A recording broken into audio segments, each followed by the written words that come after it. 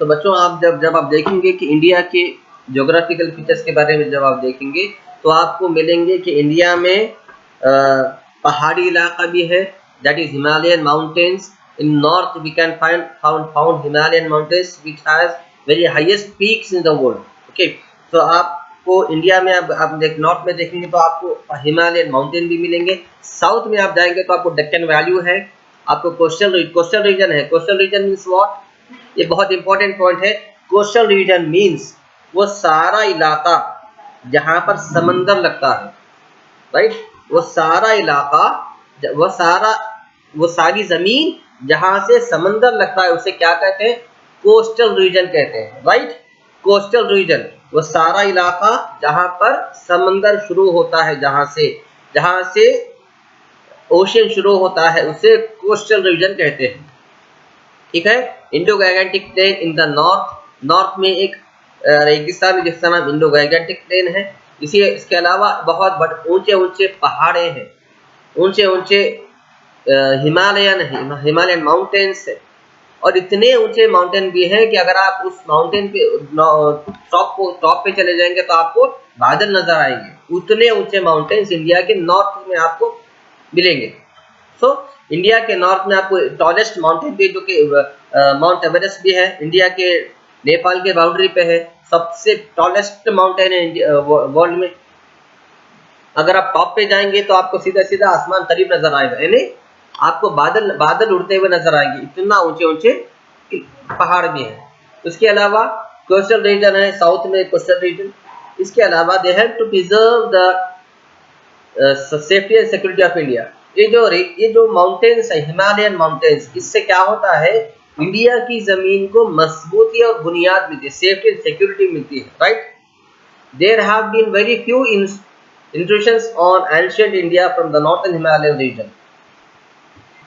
So बच्चों ऐसा है कि हिमालयन माउंटेन इतने ऊंचे रहते थे, इस वजह से बहुत कम लोग वहां से इंडिया की तरफ आते थे, क्योंकि उनकी ऊंचाई बहुत ज्यादा रहती थी.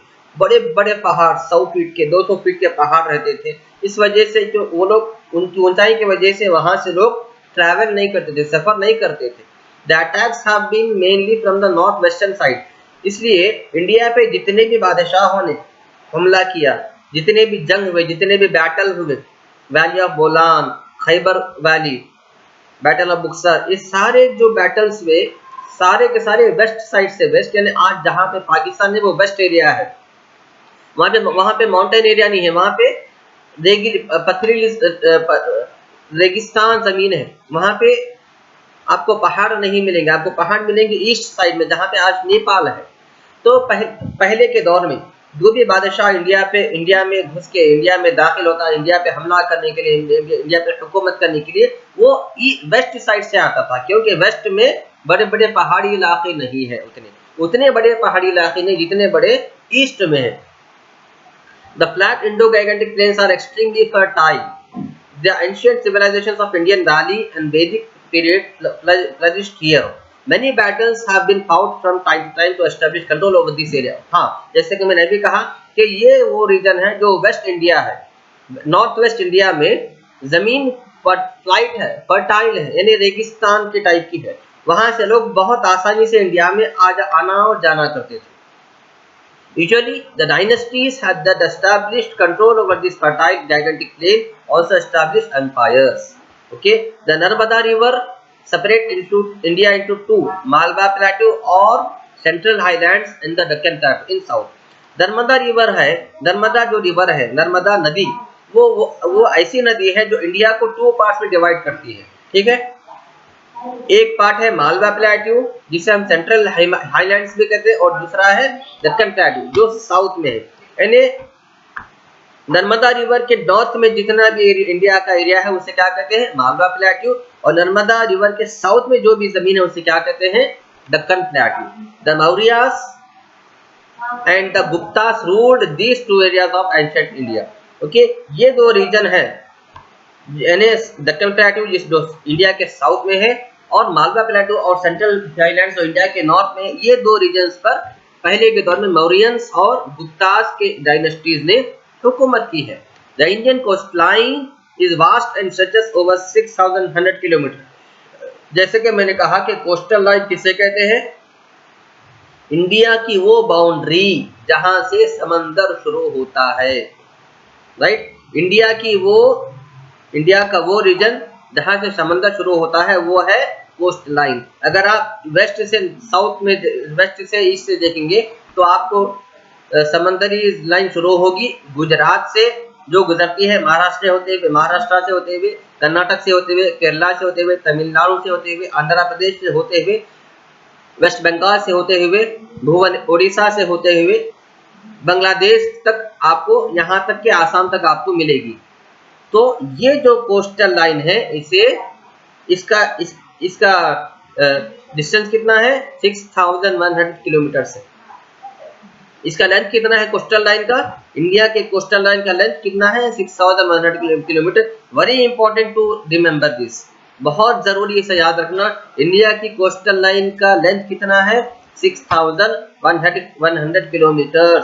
और ये कोस्टल लाइन किसे कहते हैं? वो इंडिया की बाउंड्री जहां से समंदर लगता है, वहां से जमीन नहीं लगती, उसे कोस्टल लाइन कहते हैं। ठीक है, जैसा कि महाराष्ट्र में कोस्टल लाइन है, महाराष्ट्र में समंदर लगता है। जैसे कि कर्नाटक में आपको मंगलूर में कोस्टल लाइन लगता है, जैसे कि केरला में कोस्टल लाइन है, जैसे कि तमिलनाडु में पौडीचेरी में है, चेन्नई में है, तो जैसे कि आंध्र प्रदेश के अमरावती कैपिटल में कोस्टल लाइन है, जैसे कि ओडिशा के भुवनेश्वर में कोस्टल लाइन है। इसी तरह ये सारे कोस्टल लाइन वो है जहां से समंदर शुरू होता है और वहां पे बड़े बड़े सी पोर्ट होते हैं। सी पोर्ट यानी जैसे कि अब हमें बस में ट्रैवल करना तो हम कहाँ जाएंगे? बस स्टैंड को जाएंगे।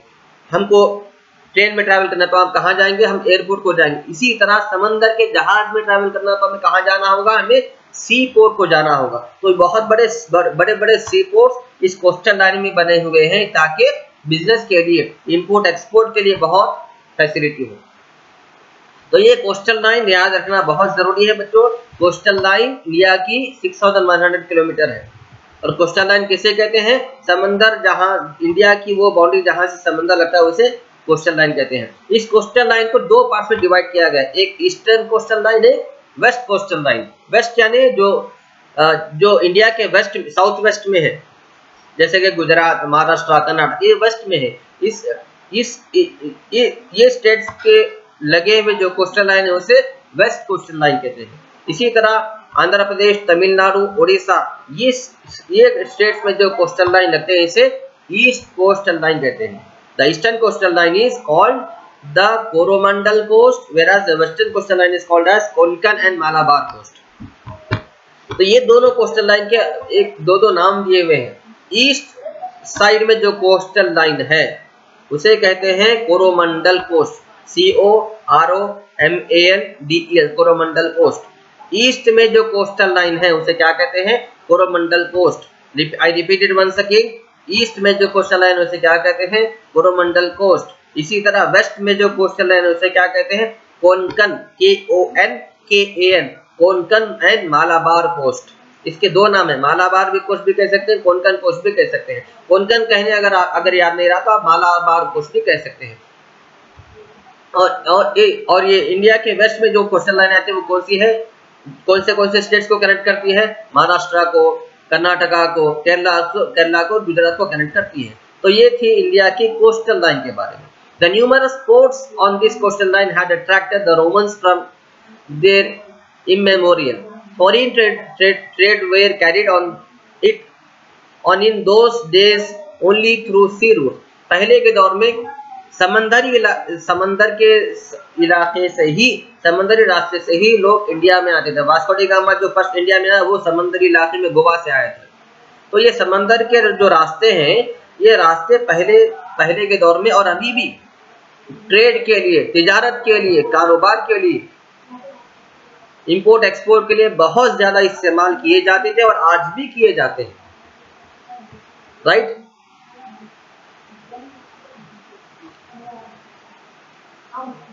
As a result, port towns flourished, resulting in the rise of powerful kingdoms in south like Pandayas, the Cheras and the Cholas. Pandyas, Cheras और चोलास ये जो बहुत बड़े किंग्स गुजरे हैं, इन्होंने समंदर इलाके से ही अपना सफर इंडिया को तय किया था, इंडिया की तरफ तय किया था।